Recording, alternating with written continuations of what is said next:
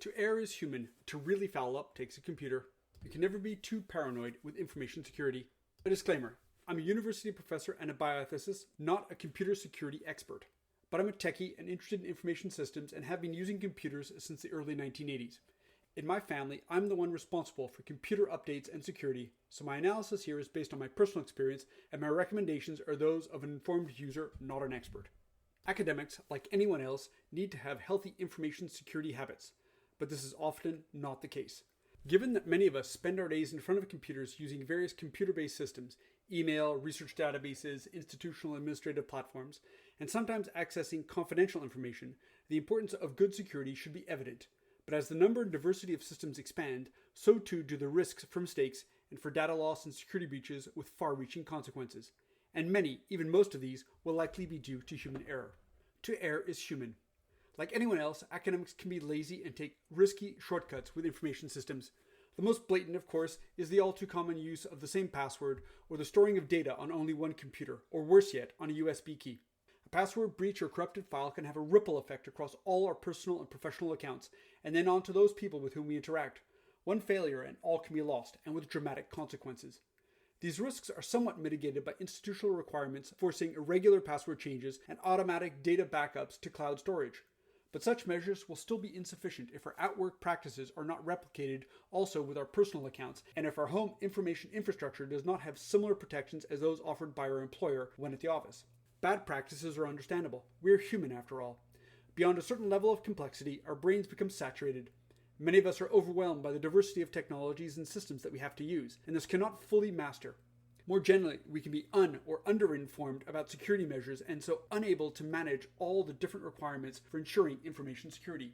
There are so many passwords required for all the different websites and softwares that we use daily that it's impossible to manage them without using shortcuts, such as using the same password. A better approach would be to use password managers in our browsers or separate software. Similarly, for data storage, our files may be stored on multiple platforms with different processes and security requirements, and on cloud services, some of which will be outside our home country. Keeping track of all this data, remembering where it is, and ensuring that it's up to date and protected appropriately may be extremely difficult. Thus, it's not, in fact, surprising that many students and colleagues still use problematic information practices.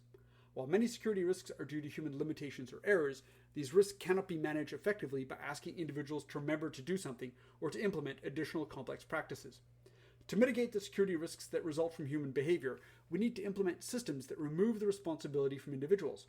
Our security infrastructure, both institutional and personal, needs to become invisible, running in the background to protect us, and something for which we need only be minimally involved. In the not-too-distant future, we should, hopefully, no longer need to worry about passwords and two-factor authentication, or even individual antivirus protection, because these will have been replaced by much more secure, system-based security measures, software talking to software, that removes individual users from the equation. In the meantime, however, we can each, individually and collectively through our institutions, demand and implement best practices, that is, processes that mitigate the risk for human error and so maximize the resilience of our information environment. Securing your system. I've had software and computers infected by viruses, have clicked on links that took me to fraudulent websites, and known people who've been subjected to ransomware attacks and lost their personal and research data. These and other experiences have led me to be relatively paranoid about securing all my and my family's information systems, both at home and at the office. Updates. One of the simplest but often ignored protections is to ensure that your computer, phone, tablet, etc. are always up to date. Aside from additional features, many of these updates will be security related. Ensure that your phone is set to do weekly or automatic app updates. I check and force updates every few days. Set your computer, tablet, operating system, and all software to automatically update. When you get an update notification, don't delay, do it right away. Antivirus. Initially designed to protect software, good antivirus systems also offer comprehensive protection for our various online activities. Install an up-to-date antivirus system, I use Bitdefender, on all of your information platforms, computer, tablet, phone.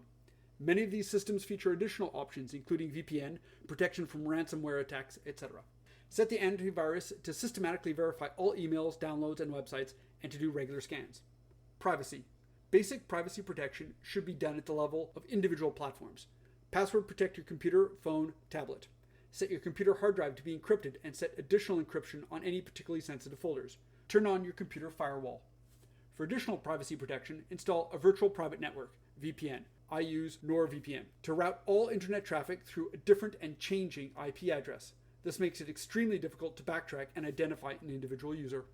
Install on your computer, tablet, and phone, and use systematically whenever connecting to public Wi-Fi, for example in the library, airport, park, as these are notoriously insecure. Use it home to protect your privacy by preventing your service provider from tracking your online activities. Consider installing a VPN in the Wi-Fi router to protect your entire home, instead of a client on each computer, phone, etc. As we move to smart homes that are internet connected, for example the alarm system and thermostat, we increase our online exposure and thus need for protection. Emails. Beware of phishing scams and ransomware attacks and other spam that can be used to gain access to your personal information, passwords for example, and files. Never click on links in emails nor open attachments if the email looks even remotely suspicious. Systematically flag spam and report spams through your email client. Make sure that your antivirus is scanning your email. Don't send confidential information as attachments unless you're using encrypted email or a website. Passwords. One of the more common forms of security breach, that is the risk caused by passwords, can be mitigated by using password managers, either based in the web browser or as a standalone software. I use LastPass. Use one complex password, a phrase, that you can remember and then generate complex alphanumeric passwords, 20 or more characters, for all websites and accounts. Set an automatic reminder to change or update your passwords on all websites at least annually. Backups. As an academic, one of my greatest fears has been losing a document on which I've spent days or more working due to a bug. My father told me the story of a fellow PhD student who, in the days before computers, lost the single printed copy of his thesis on a plane and so had to start all over from handwritten notes. Many decades later, I came close to having a similar experience. In the last year of my PhD, I had my thesis backed up on 2 computers and 3 CD-ROMs. The document became corrupted and spread to 4 out of 5 copies. Thankfully, the one uncorrupted copy was only a few days old. Such experiences can and still occur if we're not careful. Secondary storage. Back up your computer in real time by having your desktop and all working files synchronized with cloud storage, for example Dropbox, Google Drive, Microsoft OneDrive. Set MS Office, Word, PowerPoint, etc. or equivalent to save every 5 minutes. Add an external hard drive that does daily backups of your entire computer, both at home and at the office. Uninterrupted power supply, UPS batteries. Power failures are very problematic both due to the loss of work and the damage they can cause to electronics. In my neighborhood, power outages are sufficiently frequent that we've installed multiple backup batteries at home. Plugging the computer and modem router into a UPS battery will ensure that a power surge or failure does not fry your electronics and gives you between a few minutes to even a few hours to finish what you're doing. My setup is the following. Desktop computer UPS lasting 3 hours, modem and router on a UPS because not near our computers so the internet doesn't drop. I've lost power in the middle of a Zoom meeting and only noticed because the lights went out. After a major power outage in Montreal in April 2023, I ordered an additional portable battery, which can also work as a UPS, to charge cell phones, tablets, and laptops. So we have connectivity for 5 to 8 hours. Conclusions. You can never be too paranoid when it comes to security and protecting your information systems. Now an integral part of our daily lives, these systems unfortunately still require an undue amount of individual responsibility to ensure their security, and that is a major source of risk. Nonetheless, knowing that these requirements can become unmanageable if treated individually, we can implement good practices, that is, systems or processes that do not require much attention, in order to make them more secure. In so doing, we use information systems to mitigate rather than augment the risk of human error. L'erreur est humaine, la faute est informatique. On n'est jamais trop paranoïaque en matière de sécurité informatique. Un avertissement. Je suis professeur d'université et bioéthicien et non expert en sécurité informatique. Mais je suis un technophile, je m'intéresse aux systèmes d'information et j'utilise des ordinateurs depuis le début des années 1980. Dans ma famille, c'est moi qui suis responsable des mises à jour et de la sécurité des ordinateurs. Mon analyse est donc basée sur mon expérience personnelle et mes recommandations sont celles d'un utilisateur averti, pas d'un expert. Les universitaires, comme tout le monde, doivent avoir des bonnes habitudes en matière de sécurité de l'information, mais ce n'est souvent pas le cas. Étant donné que beaucoup d'entre nous passent leur journée devant des ordinateurs à utiliser divers systèmes informatiques, des courriels, des bases de données de recherche, des plateformes administratives institutionnelles, et qu'ils accèdent parfois à des informations confidentielles, l'importance d'une bonne sécurité devrait être évidente. Mais plus le nombre et la diversité des systèmes augmentent, plus les risques d'erreurs et de perte de données et de failles de sécurité sont importants. Et beaucoup, voire la plupart d'entre eux, seront probablement dus à l'erreur humaine. L'erreur est humaine. Comme tout le monde, les universitaires peuvent être paresseux et prendre des raccourcis risqués avec des systèmes d'information. Le plus flagrant, bien sûr, est l'utilisation trop fréquente du même mot de passe, ou le stockage de données sur un seul ordinateur, ou pire encore, sur une clé USB. Un faille dans le mot de passe ou un fichier corrompu peut avoir un effet d'entraînement sur tous nos comptes personnels et professionnels, puis sur les personnes avec lesquelles nous interagissons. Une seule défaillance et tout peut être perdu avec des conséquences dramatiques. Ces risques sont quelque peu atténués par les exigences institutionnelles imposant des changements réguliers de mots de passe et des sauvegardes automatiques de données sur un système de stockage en nuage. Mais ces mesures resteront insuffisantes si nos pratiques au travail ne sont pas reproduites sur nos comptes personnels et si notre infrastructure d'information domestique ne dispose pas des protections similaires à celles offertes par notre employeur lorsque nous sommes au bureau. Les mauvaises pratiques sont compréhensibles. Nous sommes humains après tout. Au-delà d'un certain niveau de complexité, notre cerveau est saturé. Beaucoup d'entre nous sont dépassés par la diversité des technologies et des systèmes que nous devons utiliser et que nous ne pouvons pas donc maîtriser complètement. Plus généralement, nous pouvons être mal informés sur les mesures de sécurité et incapables de gérer toutes les différentes exigences pour assurer la sécurité de l'information. Les mots de passe requis pour les différents sites web et logiciels que nous utilisons quotidiennement sont si nombreux qu'il est impossible de les gérer sans recourir à des raccourcis, comme l'utilisation du même mot de passe. Une meilleure approche consisterait à utiliser des gestionnaires de mots de passe dans nos navigateurs ou dans des logiciels distincts. De même, en ce qui concerne le stockage des données, nos fichiers peuvent être stockés sur plusieurs plateformes avec des processus et des exigences de sécurité différents, ainsi que sur des services en nuage, dont certaines se trouvent en dehors de notre pays d'origine. Il peut être extrêmement difficile de garder la trace de toutes ces données, de se rappeler où elles se trouvent et de s'assurer qu'elles sont à jour et protégées de manière appropriée. Il n'est donc pas surprenant que de nombreux étudiants et collègues utilisent encore des pratiques problématiques en matière d'information. Si de nombreux risques de sécurité sont dus à des limitations ou des erreurs humaines, ces risques ne peuvent pas être gérés efficacement en demandant aux individus de se souvenir de faire quelque chose ou de mettre en œuvre des pratiques complexes supplémentaires.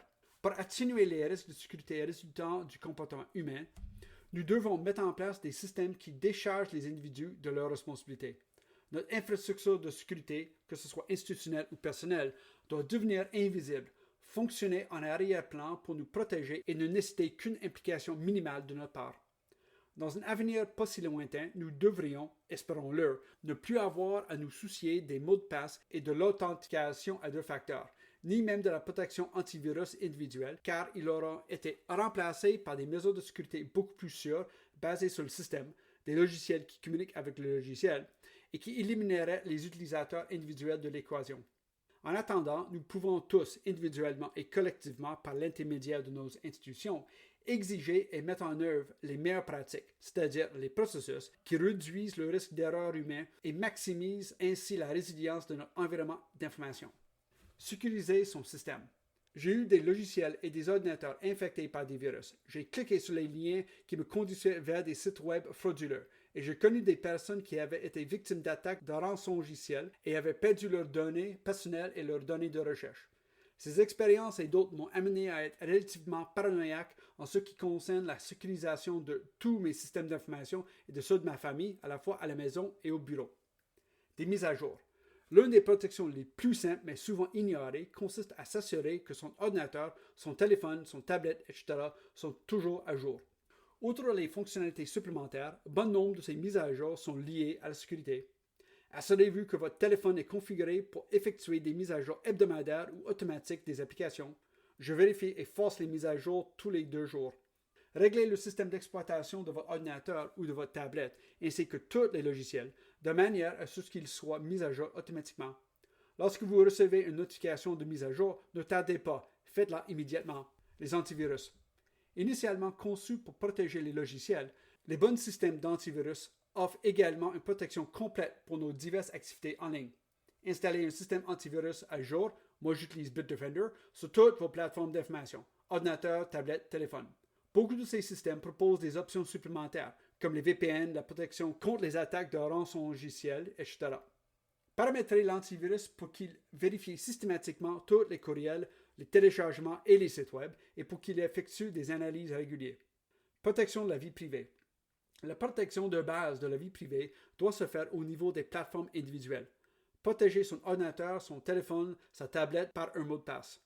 Paramétrez le disque dur de l'ordinateur pour qu'il soit crypté et paramétrez un cryptage supplémentaire pour les dossiers particulièrement sensibles. activez le pare-feu de votre ordinateur. Pour une protection supplémentaire de la vie privée, installez un réseau privé virtuel, un VPN. Moi, j'utilise NordVPN pour acheminer tout le trafic Internet via une adresse IP différente et changeante. Cela rend extrêmement difficile le retour en arrière et l'identification de l'utilisateur individuel. Il faut installer sur son ordinateur, sa tablette et son téléphone et l'utiliser systématiquement lorsqu'on se connecte à un réseau Wi-Fi public, bibliothèque, aéroport, parc, etc., car il est notoire que ces réseaux ne sont pas sécurisés. Utilisez le VPN à la maison pour protéger sa vie privée et empêcher son fournisseur d'accès de suivre ses activités en ligne. Envisagez d'installer un VPN dans le routeur Wi-Fi pour protéger l'ensemble de la maison au lieu d'un client sur chaque ordinateur ou téléphone.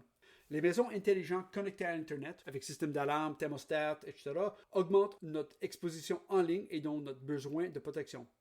Courriel. Attention aux escroqueries par hameçonnage et aux attaques de rançongiciels et autres pourriels qui peuvent être utilisés pour accéder à des informations personnelles comme les mots de passe et à des fichiers. Ne jamais cliquer sur des liens contenus dans des courriels ni ouvrir des pièces jointes si le courriel semble le moindrement suspect. Signalez systématiquement les pourriels et les escroqueries par l'intermédiaire de son client de messagerie. S'assurer que l'antivirus analyse le courrier électronique.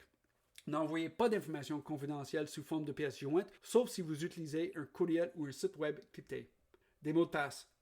L'une des formes les plus courantes d'atteinte à la sécurité, à savoir le risque causé par les mots de passe, peut être atténué par l'utilisation des gestionnaires de mots de passe, qu'ils soient intégrés au navigateur web ou qu'ils consistent un logiciel autonome. Moi, j'utilise LastPass.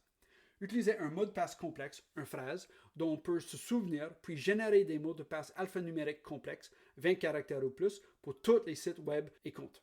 Définir un rappel automatique pour changer, mettre à jour les mots de passe sur tous les sites web au moins une fois par an. Des sauvegardes. En tant qu'universitaire, l'un de mes plus grands craintes est de perdre un document sur lequel j'ai passé des jours ou plus à travailler à cause d'un bug.